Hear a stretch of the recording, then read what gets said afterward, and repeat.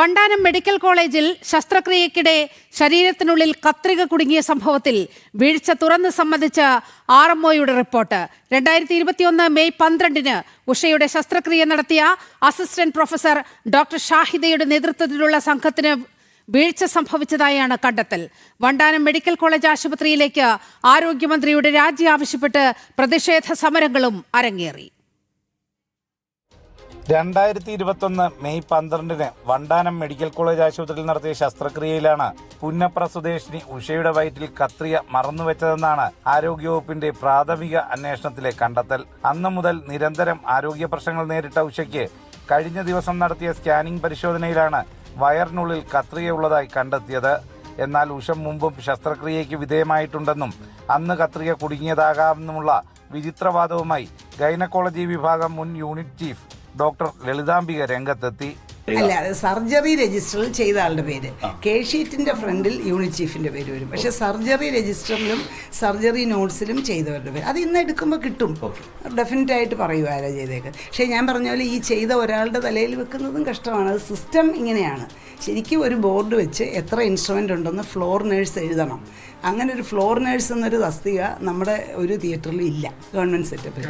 Doctor ലളിതാംബികയുടെ ഈ വാദം അപ്പാടെ തള്ളുന്നതാണ് മെഡിക്കൽ കോളേജ് നിയോഗിച്ച RMO ഡോക്ടർ ലക്ഷ്മിയുടെ നേതൃത്വത്തിലുള്ള സമിതിയുടെ റിപ്പോർട്ട്. വണ്ടാനത്ത് അസിസ്റ്റന്റ് പ്രൊഫസറായിരുന്ന ഡോക്ടർ ഷാഹിദയുടെ നേതൃത്വത്തിലുള്ള സംഘത്തിന് വീഴ്ച സംഭവിച്ചതായാണ് കണ്ടെത്തൽ. ഇതേസമയം ആശുപത്രിക്ക് സംഭവിച്ചത് ഗുരുതര വീഴ്ചയെന്ന് ആശുപത്രി സൂപ്രണ്ടും പ്രിൻസിപ്പലും വാർത്താ സമ്മേളനത്തിൽ സമ്മതിച്ചു. RMO ഡോക്ടർ ലക്ഷ്മി ചെയർപേഴ്സണായിട്ടും സർജറി വിഭാഗം മേധാവിയായിട്ടുള്ള ഡോക്ടർ സജികുമാർ, പിന്നെ ഗൈനക്കോളജി വിഭാഗം പ്രൊഫസറായിട്ടുള്ള ഡോക്ടർ അനുസൂയ മാഡം, പിന്നെ ഫോറൻസിക്കിലെ ഡോക്ടർ രാഖിൻ, അദ്ദേഹം അസോസിയേറ്റ് പ്രൊഫസറാണ്. ഈ 3 പേരടങ്ങുന്ന ഡോക്ടർ ലക്ഷ്മി ചെയർപേഴ്സണായിട്ടുള്ള 4 അംഗങ്ങളുള്ള ഒരു സമിതി രൂപീകരിക്കുകയും 1 മണിക്കൂറിനുള്ളിൽ തന്നെ അടിയന്തരമായിട്ട് റിപ്പോർട്ട് തരാനായിട്ട് ആവശ്യപ്പെടുകയും ചെയ്തിട്ടുണ്ട്.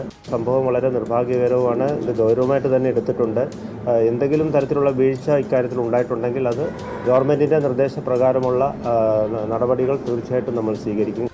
ആരോഗ്യമന്ത്രി വീണ ജോർജിന്റെ രാജി, ശസ്ത്രക്രിയയിൽ വീഴ്ച വരുത്തിയവർക്കെതിരെ നടപടി, ഉഷയ്ക്ക് അർഹമായ നഷ്ടപരിഹാരം എന്നീ ആവശ്യങ്ങളുമായി BJPയും യൂത്ത് കോൺഗ്രസും ആശുപത്രിയിലേക്ക് മാർച്ച് നടത്തി.